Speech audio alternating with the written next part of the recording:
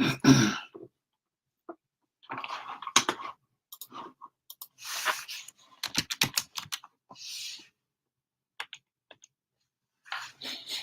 right, Shalom, Shalom. First and foremost, call line la hey now we YAHAWASHI YAHAWASHI Harakakwarasha. I want to give double honors to the apostles of Great Millstone who will teach one, and hearty Shalom to those for elect. All right, quick little lesson. The Lord YAHAWASHI is coming back. Okay. All right, the Lord YAHAWASHI is coming back. Okay. All right, the inspiration for this lesson came from me listening to the elder Kazak in Mississippi. All right, he has started to hit the title of his lesson is YAHAWASHI is coming back, but he was speaking on the groups of Israelites that don't worship the Lord and how the Lord is going to destroy them. Okay, the Lord is coming back to do heavy damage to this place. All right, 2/3 of our people and people that know that the Israelites that's not believing and worshiping in the Lord. Okay, before I get into the lesson, let me do this.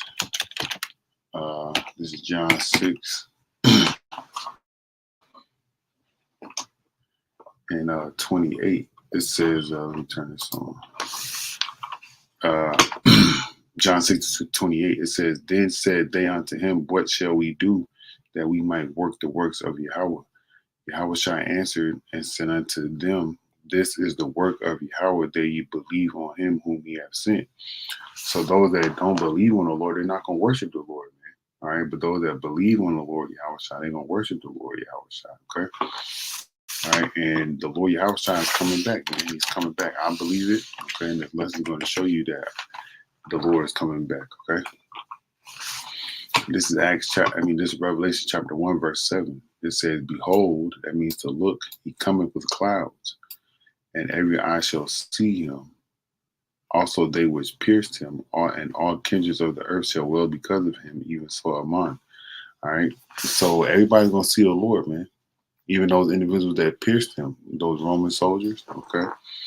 All right, everybody's going to see the Lord on his return, all right? And it's not going to be a good thing for 2/3 of our people and the rest of the world when the Lord comes back, but it's going to be good for the elect, okay? Because the elect are going to receive salvation, all right?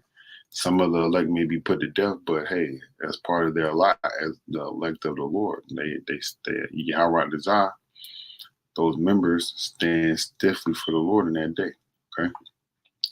But it says he cometh with clouds. Okay. So I looked up what does comeback mean. It says return. Okay. The Lord going to return. Okay. So let's go here to Acts chapter 1. The Lord's coming back, man. He left and he's going to come back. This is Acts chapter 1 and verse 9. It says that we had spoken these things while they beheld, he was taken up, and a cloud received him out of their sight. Let's look at that word cloud as it came up again. All right, the word cloud in the Greek. All right, a nephili. All right, it says a cloud used of the cloud which led the Israelites in the wilderness, and we know that cloud was a chariot. Okay. All right, let's see. Let me see something.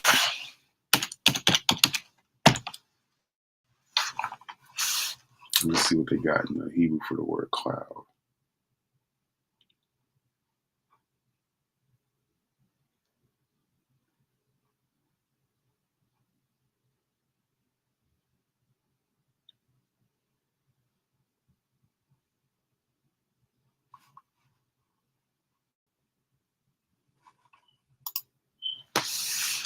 Hey, Shalom, bro. Yeah, how about you, outside by Shim Kakash Bakata?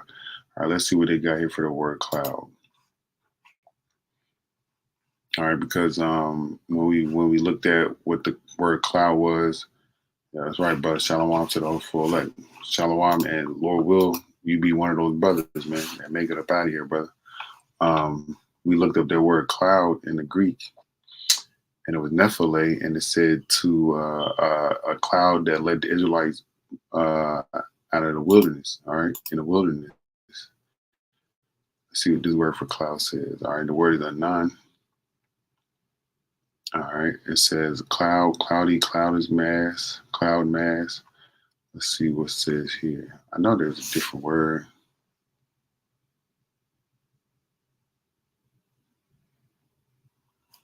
says a very large army. Cloud is transient. No, let me see. It's not one.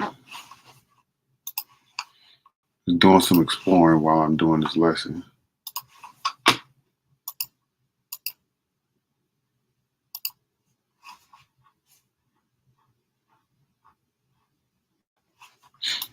See what it says in their songs. I think it's in songs.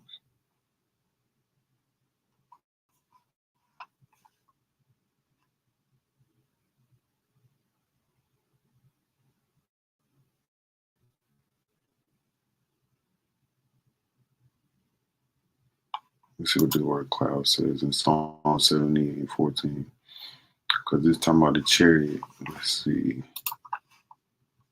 It's the same word. Okay. Hmm.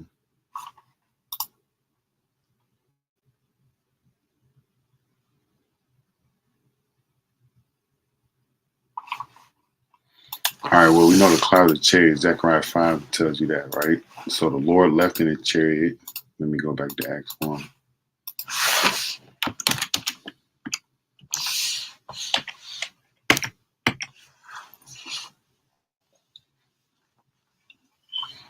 All right, so it says here, let's see what the brother got.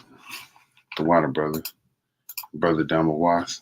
All right, he got Ezekiel 1 and 4. And I looked, and behold, a whirlwind came out of the north, a great cloud and a fire, enfolding in itself a brightness, and a brightness was about it, and out of the midst thereof, as the color of amber, and out of the midst of fire. All right, I'm talking about the chariot. Okay. All right, the Lord left him when he's going to come back in one. So this is the water for that precept, brother.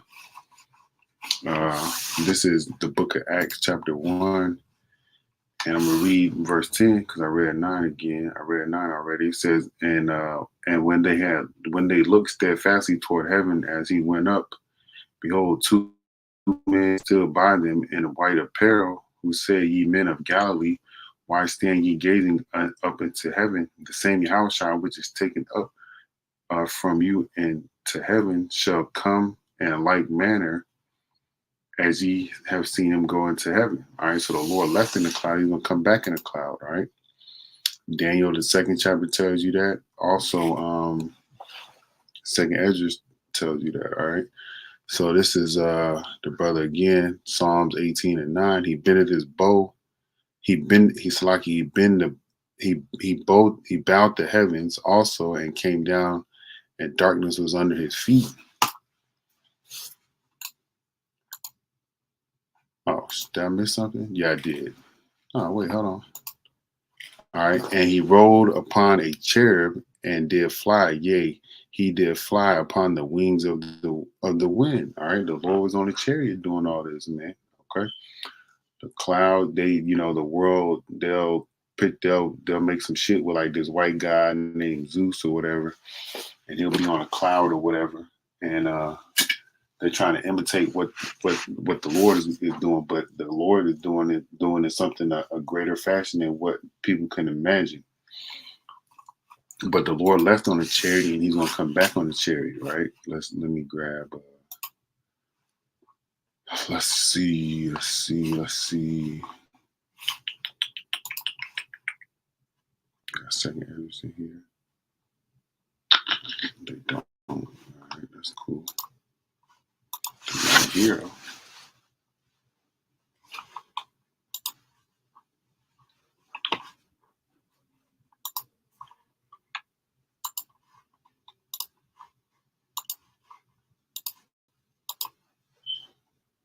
All right, this is second Edges.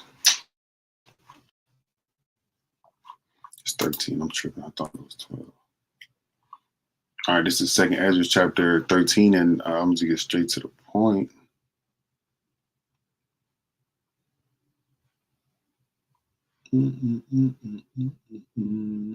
All right, I'm gonna just read 1 to 6. This is second Ezra chapter 1, 13 verse 1. And it came to pass after 7 days that you may dream by night, and lo, there arose a wind from the sea, that it moved all the waves thereof. All right, the Lord opening up the sky. And I beheld and lo, that man waxed strong with the thousands of heaven. And when he turned his countenance to look, all things trembled that were seen under him. All right. So let's go here right quick. I think it's Jude.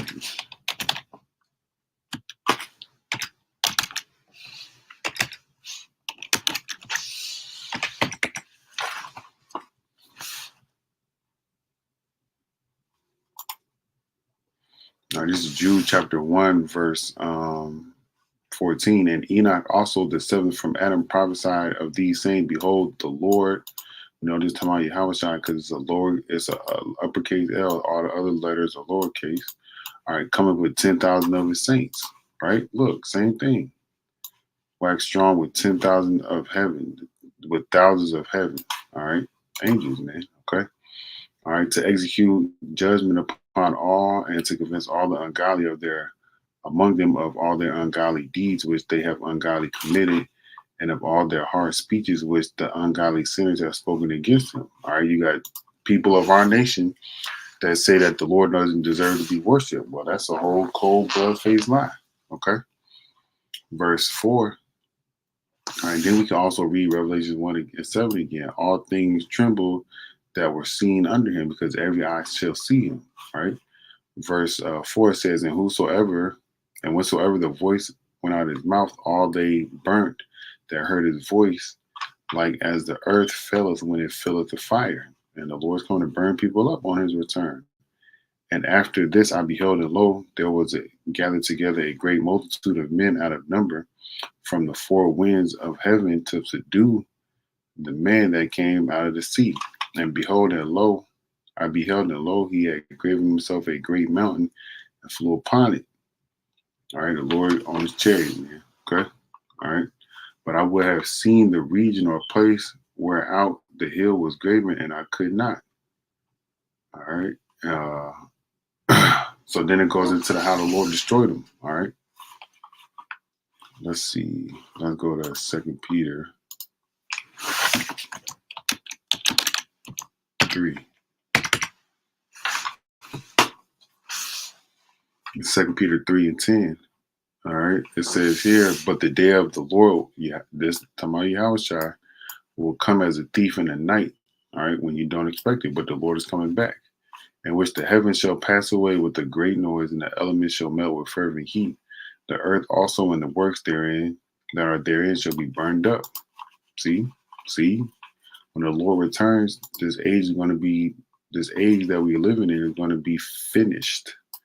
All right, the Lord is going to destroy it. Revelation 19.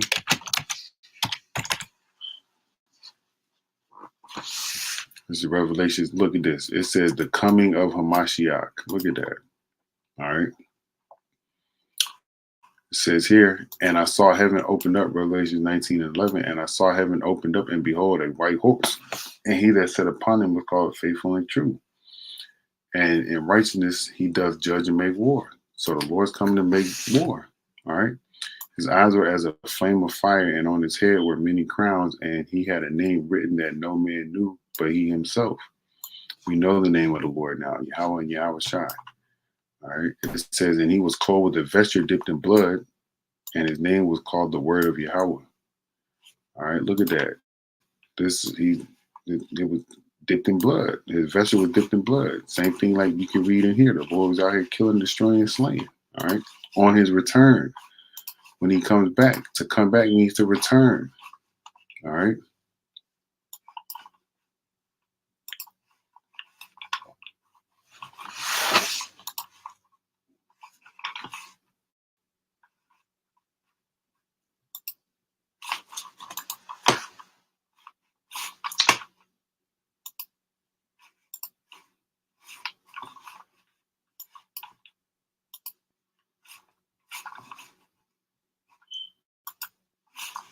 All right, to come back means to return. All right, Salaki. Verse 19, and the armies which were in heaven followed him upon the white horse, clothed in fine linen, white and clean. All right, the Lord, the angel that's coming with the Lord. Same thing we read in Jude. Same thing we read in Second Ezra. All right.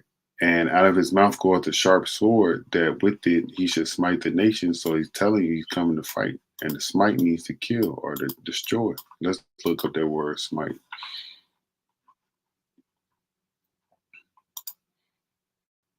All right. The word is batasso. All right. To strike, smite with the sword, to afflict, to visit with evils, etc. All right. As a deadly disease. That's one of the evils the Lord is coming to do. Look, to kill, to slay, to cut down. Right? The Lord's coming to do that, man. All right. So let's see, where am I at? Right here, verse 15. And he shall rule them with a rod of iron, and he treadeth the winepress of the fierceness and wrath of the almighty power, which is Yahweh, man. That's the almighty power. Yahweh shines under the heavenly Father. Okay. And he hath on his vesture and on his thigh a name written, King of Kings, Lord of Lords. All right. King of Kings, Lord of Lords. That's our Lord. He's coming to take. He's coming to take. He's coming to smite. He's coming to kill. Coming to destroy. All right. Yahawashi is coming back, and those that don't want to worship and serve the Lord got something for you, man. All right. He's going to smite you.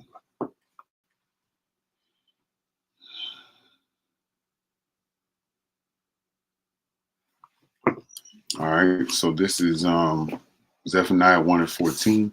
The great day of Yahweh is near. It is near and hasteth greatly. And the scripture say the Lord, behold, I come quickly. All right. It says, even the voice of the day of Yahweh, the mighty men shall cry there bitterly. That day is a day of wrath, a day of trouble and distress, a day of wasteness and desolation, a day of darkness and gloominess, a day of clouds and thick darkness, a day of the trumpet and alarm against the fenced cities and against the high towers. And I will bring distress upon men, that they shall walk like blind men, because they have sinned against the Lord. So I want to see what this says for blind.